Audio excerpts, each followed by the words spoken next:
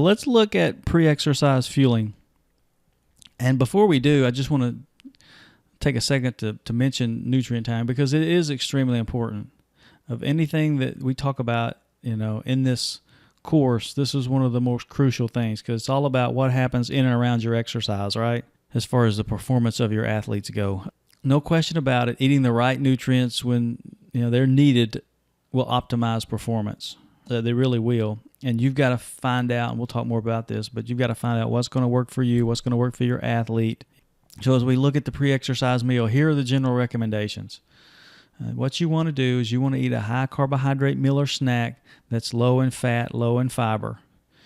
And if you look at this, you want it to be a higher carbohydrate meal. Everybody's going to be a little different depending on the event that you're participating in. You also want to eat a pre-exercise meal that's lower in fat. Again, the reason for this is digestion. If you have a meal that has more fat in it, it's going to require more time to digest. And so that's one of the reasons you want it lower in fat, higher in carbohydrate, and also low in fiber. Think about what would happen if I gave these two sprinters a big high fiber bar, right before the start of the event, or 30 minutes, 45 minutes before the start of the event. They might be gas propelled as they run down the track. So you just want to avoid fiber.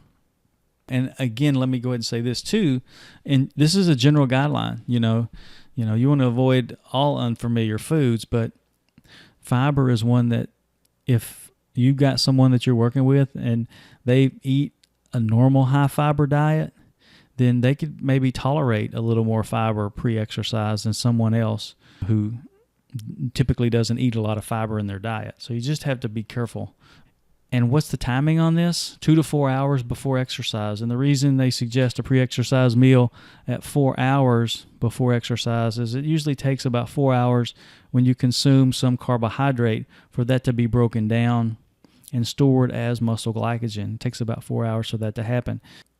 Sometimes what you might see, depending on the event, you may only eat a couple hours before. And just realize when this is just a range for you to shoot for, but it's usually going to take about 4 hours if you're in that pre-exercise meal before you can really store this carbohydrate as glycogen. And we know that the meal size and the timing are interrelated. So think back 2 to 4 hours. If I'm 4 hours out from my event, I'm going to be able to eat a larger meal than I could if I was 2 hours out. And if I'm just taking me for example, when I do these Ironman competitions, I will eat probably a meal of about 700 calories. An Ironman, the race starts at 7 in the morning, so I'm up at about 4, eating about 700 calories. Usually eat the same thing. I'm eating a waffle with some syrup and peanut butter on it. I've got a lot of carbohydrate in that meal. It's a simpler carbohydrate. The glycemic index, if you want to look at that, glycemic index just tells you how quickly the carbohydrate's broken down. The higher number means it's broken down more readily. My meal is more higher glycemic index. And you can eat more simple sugars, if you want to call it that, in and around exercise. But the timing and the size is interrelated. And how many calories? Anywhere from 2 to 500 up to even 1,000. Like I said, my meal was probably around 700. And I'm eating that, really about 3 hours before the event. Because if in an Ironman, think about it, I eat at 4 in the morning and then the race starts at 7 and I'm swimming. So I won't get another, any other food in me till, probably 8:30. And no real meal until the thing's over, which could take, 10, 12, hopefully not longer than 13, 14 hours. But an Ironman, it could take someone 17 hours to complete. I've known competitors that would eat 1,000 calories or maybe even more. If you're a bigger individual, then you're going to consume more calories. But again, it just depends. If I'm doing a sprint event, I'm probably not going to want to load up on 1,000 calories before my, right before my event. So you got to find out what works for you.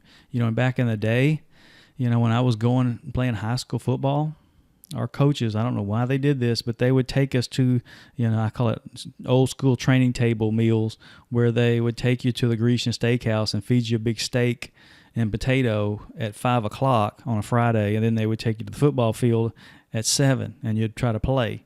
It doesn't work out too well. You still got all this food digesting in your stomach. Some lean protein can be helpful in this pre-exercise meal just for satiety and the feeling of fullness. For me, to give you an example, I use the peanut butter in my breakfast, and that seems to work pretty well for me. Ultimately, it's going to be up to you and your event that you're working with. There's the sprinters, so they probably have a couple of different heats.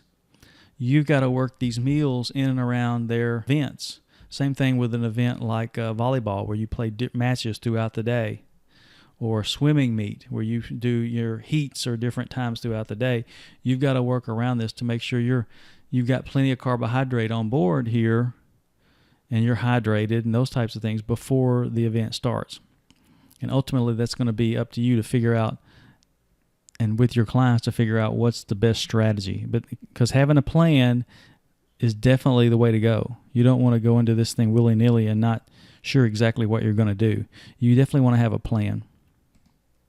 Here's just some examples of pre-exercise meals. It could be as simple as a banana with a cup of low-fat yogurt and pretzels, a bagel with turkey and veggies. That's almost more like a meal, right? Rice Krispie treats. Yep, I said it, Rice Krispie treats. This in and around exercise is a time when you can get away with eating some of these simple sugars, and 2 cups of skim milk. And for me, this is just an example, like the yogurt here or the skim milk. That wouldn't go well with me because dairy doesn't do well before exercise, in my stomach anyway. It may work for you, may work for others, but for me, I know that I've tried that in training, and it just doesn't work. And then as you get closer, things just get you fewer in calories, right? It may be just a banana or 6 ounces of sports drink, and that's always a good go-to is just a sports drink in and around exercise, especially this pre-exercise meal. You might eat something and that's what happens to me. I'll eat it 3 hours out, eat my waffle with syrup and some peanut butter, but then as I get closer, I may just sip on some sports drink right before the event starts. And your athletes may want to do the same. Or maybe you just have an energy bar. That works also. So there's a lot of different strategies you can use, but I just wanted in this section to provide you with some general guidelines, because having a plan definitely will work, and you need to practice this before you go out into your competition to make sure that it is going to work for you and things are going to settle well in your stomach. So in our next section, we're going to look at fueling during exercise.